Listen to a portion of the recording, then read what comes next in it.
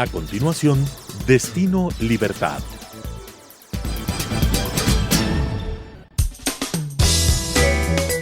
Clasificación B, bajo supervisión de un adulto.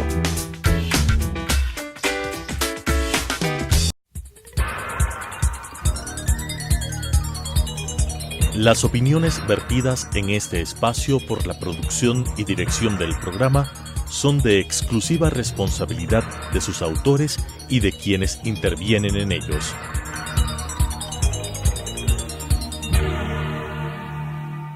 Telesucesos Canal 29 UHF presenta de crítica y construcción junto a los protagonistas del ámbito social, cultural, político, entre otros, con propuestas interesantes sobre temas de coyuntura, con la conducción de Cristina Reyes. Destino Libertad. Queridos amigos, un gusto acompañarlos una vez más como su presentadora en nuestro programa Destino Libertad. Como ya conocen, nos enfocamos en temáticas de relevancia y actualidad. En esta ocasión hablaremos sobre la seguridad ciudadana y analizaremos un poco sobre la difícil situación de los centros de reclusión y rehabilitación social de nuestro país en la actualidad. Para esto hemos traído como experto invitado al abogado Diego Tipán. Diego es abogado de la Universidad de las Américas y es especialista en derechos humanos con un máster en criminología por la Universidad de Melbourne. Fue además becario de las Universidades de Excelencia por la CENESID. En su ámbito profesional ha sido subsecretario técnico de Prevención Integral de Drogas y subsecretario de Seguridad Ciudadana en el Ministerio del Interior. Adicionalmente, Diego ha ejercido y ejerce como docente de varias universidades, entre ellas la Universidad Central y la Escuela Superior de la Policía. Bienvenido. Muchas gracias.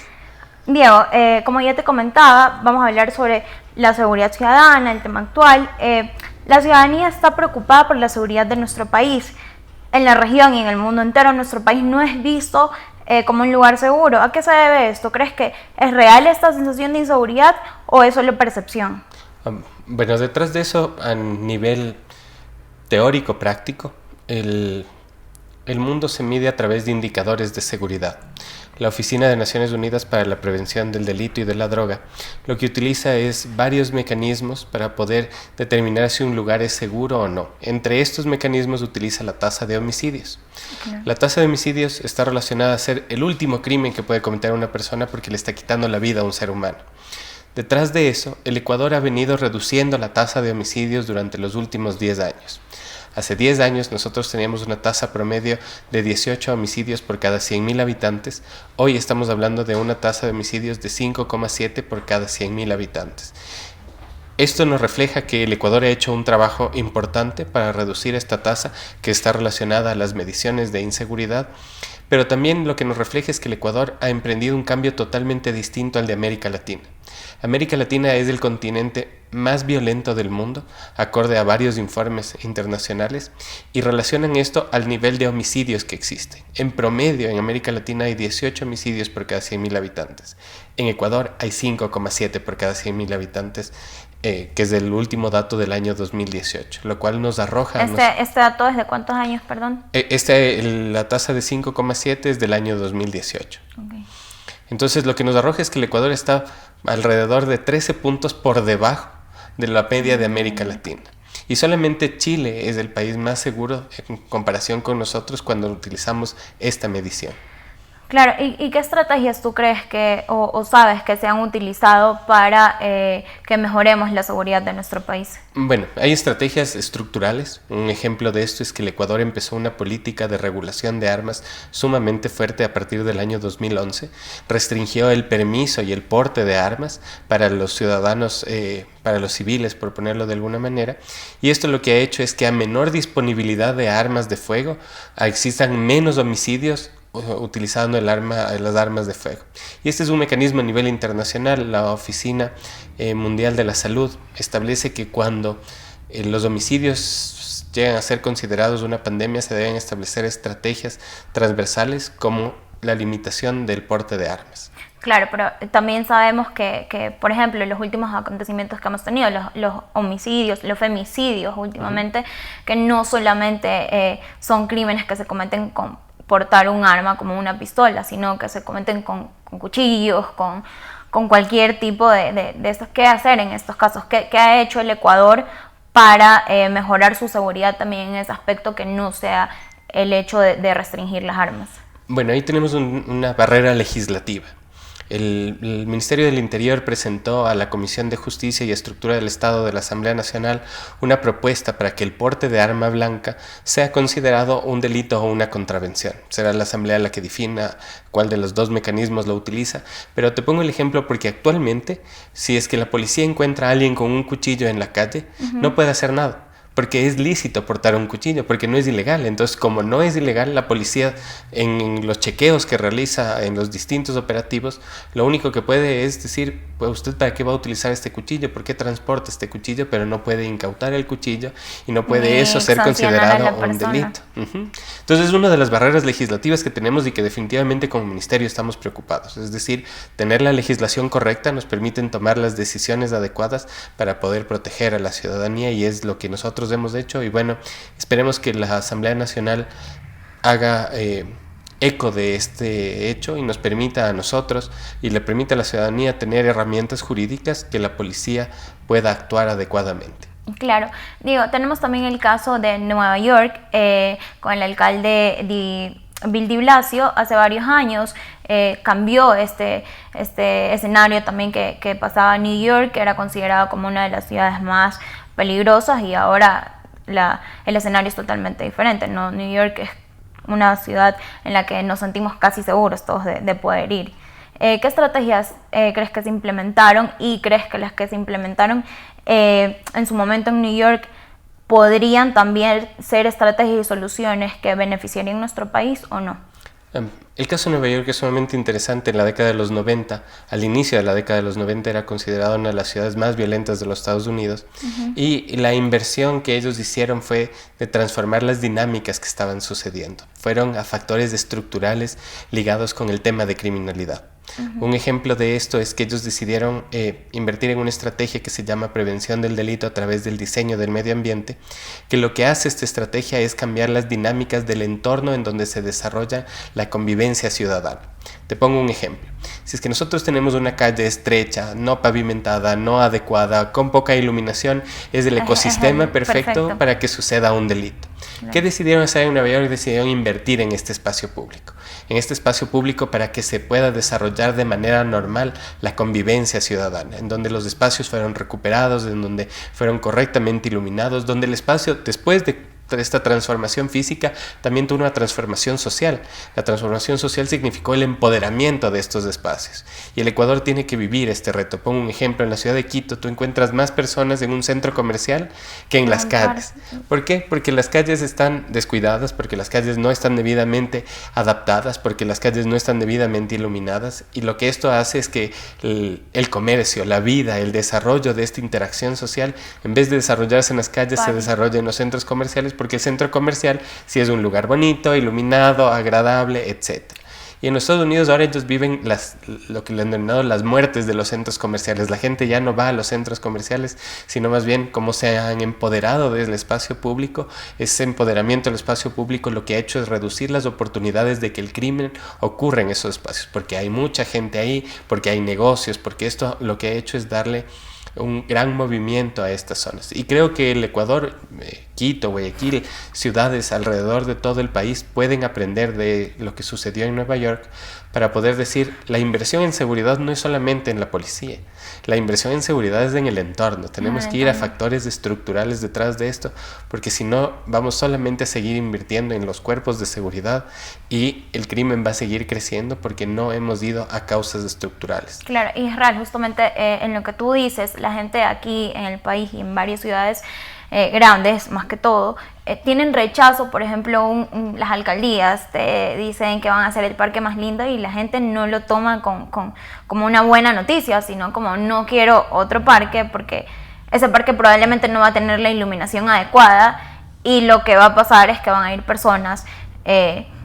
con drogas, que no vas a poder disfrutar del parque ni jugar con tus hijos ahí, porque lo más seguro es que te van a robar en el parque lindo que la alcaldía quiere hacer por ti. Y es uno de los retos. Por ejemplo, lo que Nueva York hizo es construir estos espacios públicos, no solamente a través del diseño de grandes arquitectos y desde una visión unilateral, que es generalmente la del Estado, sino ellos aplicaron una metodología que lo que busca es que el ciudadano se involucre en el desarrollo del parque, para que el desarrollo del parque le sea útil a la gente que vive alrededor de esa zona. Placemaking. Exactamente. Si yo tengo en esa zona una gran cantidad de familias, pues tengo que invertir en los niños que están ahí, en espacios familiares para esas personas, porque si el parque no contiene esos espacios, esa gente no va a ir, no se va a poder empoderar de esos espacios. Claro, y es uno de los grandes errores como de las políticas públicas que se hacen acá, que no involucras a la gente que va a ser la beneficiaria de esta obra que estás haciendo. Entonces es un punto súper interesante realmente que las autoridades deben tener en cuenta al momento de invertir y de realmente que las personas acepten y puedan disfrutar de esto que se está haciendo en beneficio de ellos, pero con ellos. Exactamente, allí viene un tema de cómo le involucra a la ciudadanía. Y es el reto también, porque la seguridad no se construye solamente del Estado, sino también desde el ciudadano, desde cómo el ciudadano se articula, por ejemplo, las comunidades que tienen mejores tejidos sociales, es decir, que se conocen entre ellos, que interactúan entre ellos, son las comunidades que tienen menos posibilidades de ser víctimas de un delito. Ahí el reto está en que nos conozcamos, decimos, sabemos quién es el vecino de al lado, el de al frente, el de 2 casas de la mía, y si es que yo no conozco a estas personas, pues ahí tengo un factor de riesgo. Claro, y hablando desde la misma ciudadanía, ¿qué crees que pueden hacer los mismos ciudadanos para precautelar su seguridad, la de sus hijos, sus familias? Bueno, nosotros le hemos apostado por la construcción de los tejidos sociales, como te mencionaba, a través de un programa que se llama las asambleas comunitarias. Lo que nosotros buscamos es que el ciudadano sepa cuáles son los problemas de su barrio y a través de esta interacción, de este poder contarnos de esos problemas, porque es el ciudadano quien conoce esta problemática, les permita a nosotros o nos permita a nosotros como entes gubernamentales poder trabajar con ellos e ir brindando estos espacios a través de los cuales podamos ir desarrollando la obra pública o la prestación de un servicio. Y también el involucrarse en conflictividades un poco más profundas. Por ejemplo, aquí en Quito conversábamos con los vecinos de La Mariscal, que es la zona rosa, a través de la cual ellos nos decían, miren, aquí es prohibido el consumo de bebidas alcohólicas, pero la gente aquí viene a consumir marihuana, viene a consumir pasta base, etc. Y nos decían, ¿y no es ilegal eso? ¿No es ilegal consumir alcohol en la calle? ¿Y no es ilegal fumar un porro de marihuana o inhalar un hilo de cocaína en la calle? Entonces, detrás de eso decíamos, las políticas, este conocimiento del ciudadano debe llegar a los municipios a fin de que los municipios puedan generar ordenanzas que regulen adecuadamente el espacio público. Caso contrario, no importa cuánto invierta en ese espacio bonito que hemos hecho, cuando se empoderen las personas inadecuadas de ese espacio, lo que va a generar es que el ciudadano nunca va a querer ser parte de ese lugar público. Entonces ahí tenemos los retos y es la invitación del ciudadano hacia el Estado y del Estado hacia el ciudadano, porque la seguridad ciudadana se construye entre estos dos grandes actores. Claro, una vez más a la misma conclusión de que se debe hacer desde la realidad del ciudadano y no como a veces nosotros estamos alejados a estas situaciones, estas realidades que ellos viven y como instituciones ellos deben realmente hacer cosas desde la misma visión de ellos, porque ellos son quienes viven día a día este tipo de situaciones. Exactamente, o sea, aquí es un baño de realidad. El burócrata debe levantarse de su escritorio y debe conocer las necesidades de las comunidades para a partir de eso poder proponer un proyecto. Hace un momento hablábamos del hecho de que tú decías que una de las estrategias que se tomaron era el hecho de que no puedan portar armas a los ciudadanos, pero también hay como una discusión en esto de qué es mejor, si portarlas o no, porque los ciudadanos no portan armas, pero sin embargo los ladrones en las calles sí las tienen. Entonces puede ser que se vea esto también como sentirte tú como ciudadano un vulnerable frente a este otro ciudadano que sí está portando un arma y que te puede hacer daño. Entonces existe igual, y no sé si ustedes como ministerio también se lo han discutido, como esta discusión de qué es mejor, ¿no? Si al final del día sí portar armas o no. Definitivamente nosotros vamos por una política de no portar armas. el discurso político se ha construido en base a lo que tú nos mencionas, es decir, si el delincuente tiene armas, yo también quiero tener un arma, pero un arma más allá del mero hecho de poder portarla.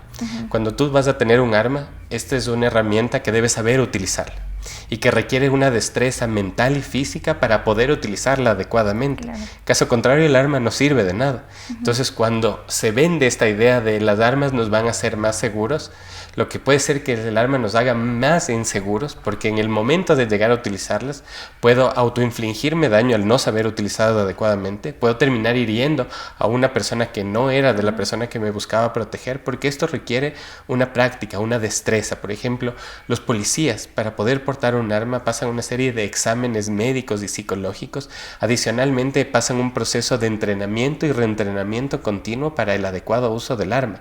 Entonces, el ciudadano que va a querer utilizar un arma debe entender que el arma es solamente un objeto. La destreza para poder utilizarla y que sea útil en ese proceso requiere una capacitación. Y eso no lo puede tener cualquier ciudadano. Entonces, ese es el mayor reto. Y también ahí nosotros lo que hemos hecho es utilizar la evidencia científica. La evidencia científica te muestra que los países alrededor del mundo que han prohibido el uso de armas son los países que mejores tasas de seguridad tienen. Y también han evitado los efectos negativos del porte de armas, como por ejemplo hemos visto en los Estados Unidos el fácil acceso a armas, los accidentes que han causado en muchos espacios distintos, como también lo que nosotros buscamos a través de esta política de adecuada regulación es que mientras menos personas tengan armas, menos posibilidades existen de que se produzcan delitos de peligro, que son los delitos relacionados al porte de armas. Claro. Con respecto a la situación de las cárceles actualmente, ¿cuál es la situación de nuestro sistema carcelario? ¿Por qué crees que hay tantas muertes y descontrol actualmente dentro de las cárceles de nuestro país? Bueno, la cárcel ahorita es el punto, imaginémonos un iceberg. La cárcel es la parte visible del iceberg. Okay. Pero lo que nosotros no estamos viendo detrás es qué es lo que está sucediendo para que esta gente esté en los centros de privación de libertad. Detrás de eso lo que nosotros tenemos es que 1 de cada 2 privados de libertad, es decir, el 50%, está relacionado a delitos de drogas o a delitos contra la propiedad.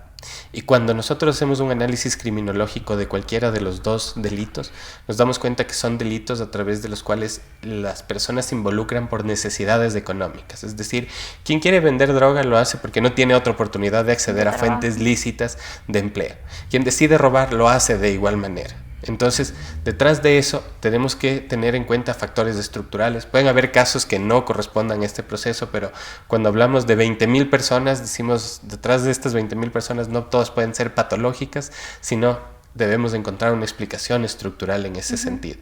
En el caso de mujeres pasa el tema de que 1 de cada 2 mujeres privadas de la libertad está por drogas, por ser mulas específicamente. Entonces nos damos cuenta que detrás de eso hay un patrón que debemos combatirlo y decir quiénes son estas personas, por qué no hemos aplicado políticas sociales para evitar que estas personas lleguen a los centros de privación de libertad. Y esa es la parte del iceberg que nosotros no estamos viendo.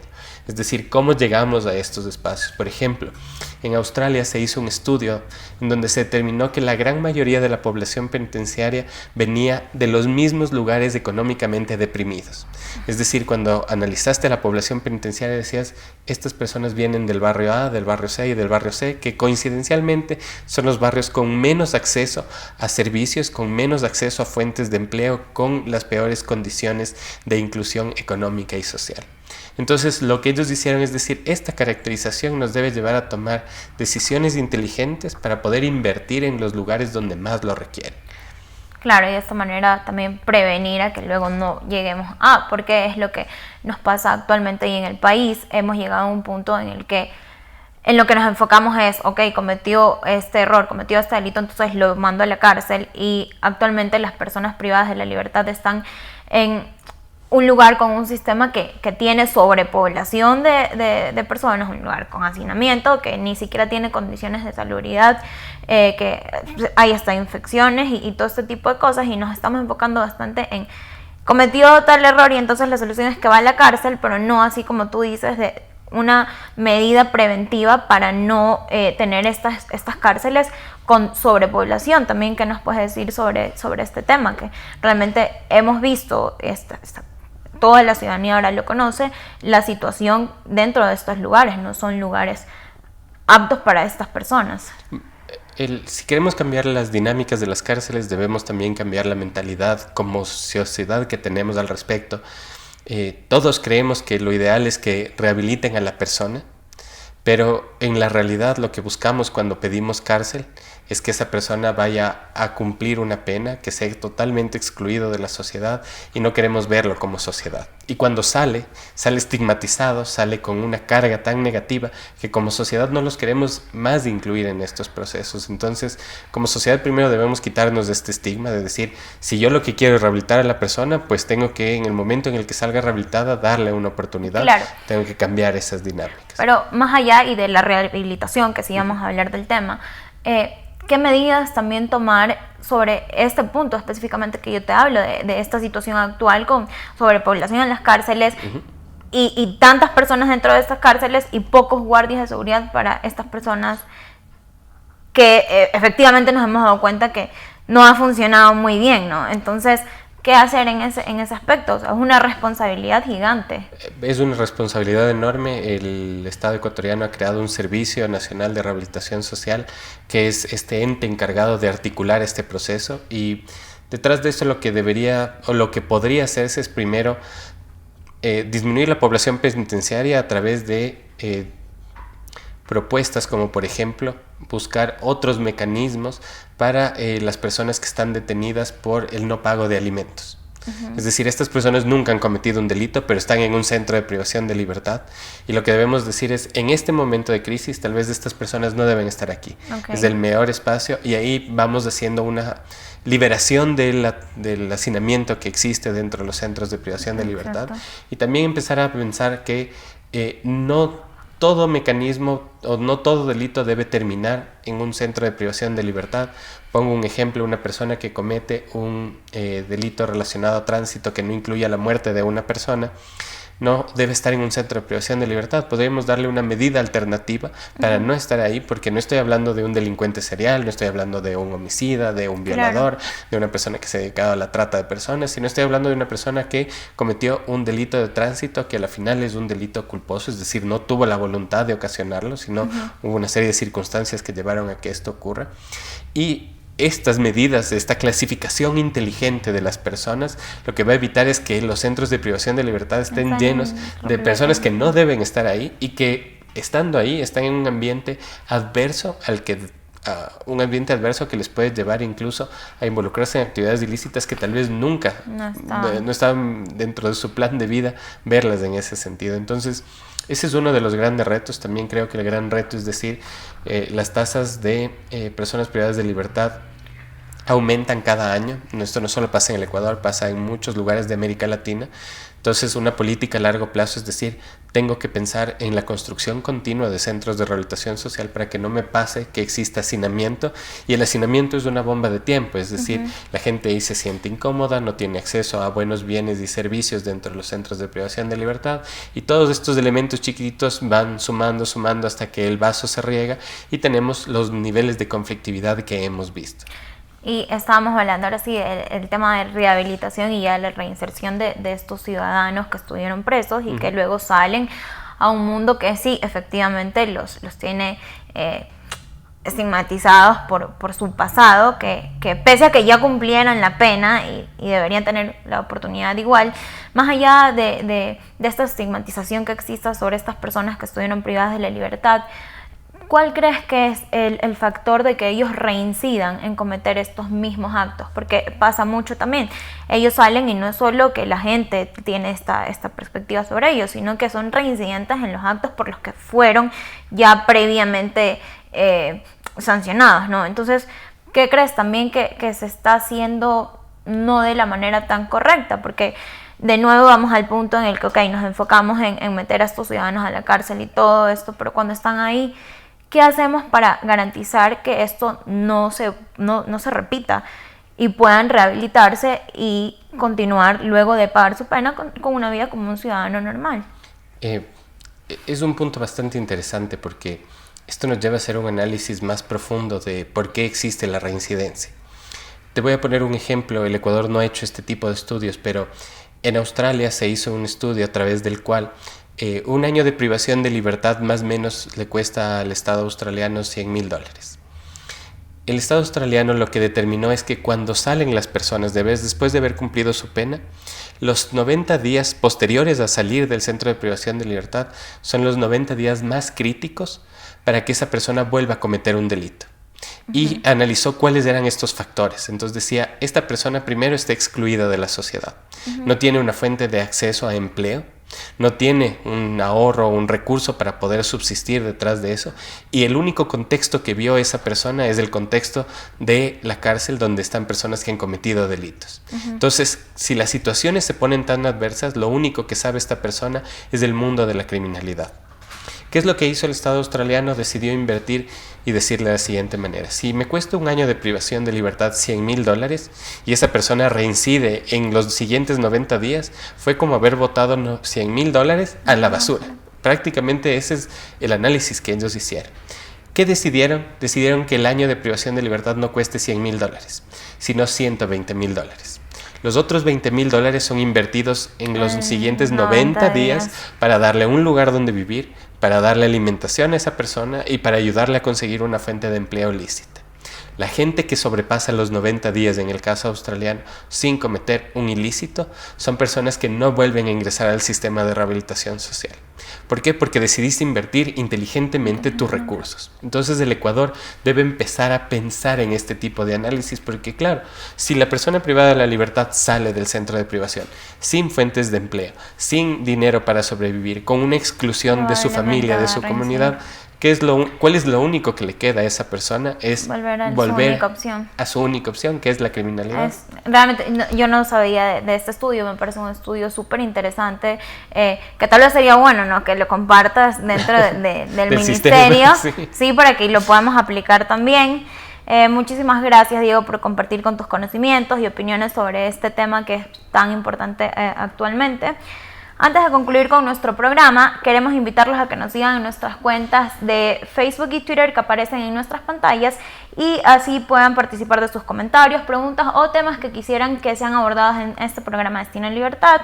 Agradecemos una vez su constante sintonía. Soy Angelina Quevedo. Que tengan una linda noche.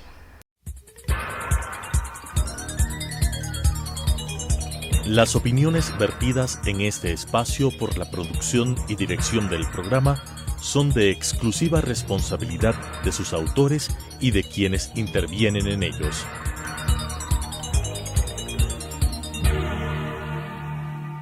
Telesucesos Canal 29 UHF presentó Destino Libertad, un espacio de crítica y construcción junto a los protagonistas del ámbito social, cultural, político, entre otros, con propuestas interesantes sobre temas de coyuntura, con la conducción de Cristina Reyes.